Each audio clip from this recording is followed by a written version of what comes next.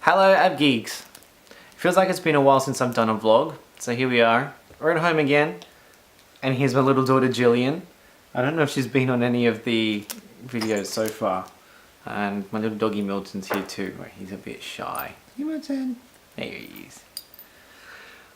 So yeah, it's been a while since I've done a vlog. And so what I thought I'd do with this vlog is cover some of maybe the less fortunate things that can happen being a plane spotter. And I'm sure this will happen to almost everyone who's been plane spotting for a period of time. Certainly, I've been plane spotting now for a good 12 years. So I've had my fair share of disappointment.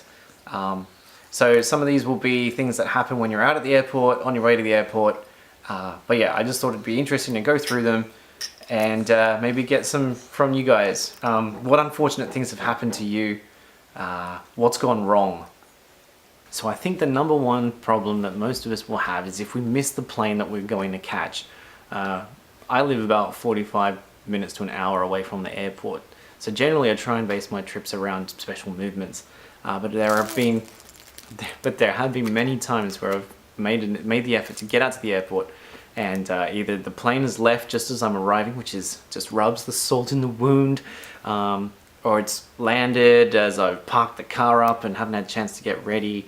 Sometimes the plane is delayed and doesn't come in or doesn't leave when we expect it. Or sometimes you might have your spot picked out and for whatever reason it'll go a different runway. Yeah, so that's probably the number one thing I think we can all relate to. Being a videographer, another thing that can kind of get annoying is when you have people nearby who will just have a conversation right next to your camera, and that can spoil the footage without doubt. I mean, photos, they just need that image. Videos, of course, have the audio component as well. So yeah, whilst I try and be understanding that obviously there is a very social aspect to plane spotting, sometimes having a conversation right next to the camera, it doesn't help anyway. So I try not to be too antisocial, but certainly if there's a movement I'm trying to catch, just want a bit of silence for that minute or two. Another one really, and I don't know if it's something that everybody gets, anyone who has an interest in aviation, but certainly there's a lot of people out there who don't seem to get it. And there are then differing levels of people. There are those who might show a genuine interest or just appreciate that we have an interesting hobby or an interest in this hobby. And then there's the other side of that where you have the people who will ridicule you or try and make you out to be some sort of weirdo for their own benefit or whatever it is. It goes from people who just like to make a joke about things or, you know, try and make it very lighthearted, to those who may be a little bit more malicious and are just out to make themselves look good and at anyone else's expense.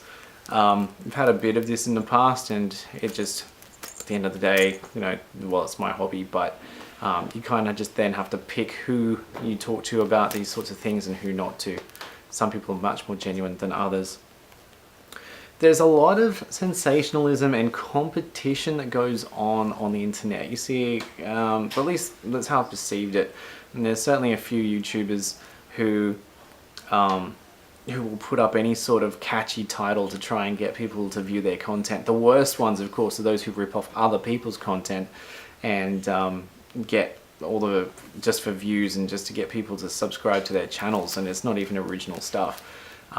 Then there's those who rip off articles from the internet and make sensationalist videos like, how come the bottom of the 737 engines are flat, or why don't they have landing gear doors? And really, I don't know. It works for them, and that's great.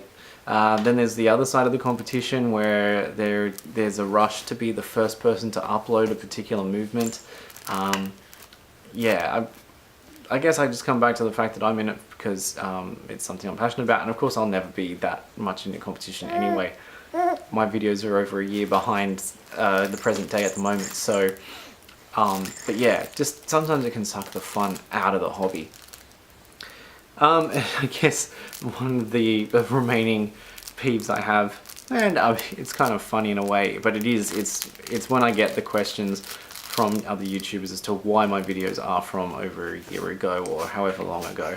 And it's like, well, everything has been filmed already. Everything is from the past. I just feel that the channel's recorded so much over the past 12 years that I think there were interesting times back then. You know, now it's becoming very stale and very much samey. A330s, 787s. There's only so much interest that you can gather from those. At least back in the day, there was a lot more interesting movements. So I think uploading stuff from the past is definitely quite interesting. But anyway, that's just my little list of things that kind of get me about this hobby. There's certainly many more benefits, and maybe I'll do a video on that at some point too. But yeah, do you agree with any of those of you had encounters with any of these issues, as it were? And what are your thoughts on it? Sound off in the comments below. That's it for this one, really. Just a real quick one. I'm gonna get it off my chest. Hopefully it didn't come across too whiny. And yeah, so I've got another vlog has been filmed, and I'll put that together. That was from on location at the airport a few months ago. And of course there's more content on the way. We've just wrapped up the Europe trip, so there's plenty more exciting stuff to come from the end of 2017. And yeah, so I'll see you soon. Thanks for watching.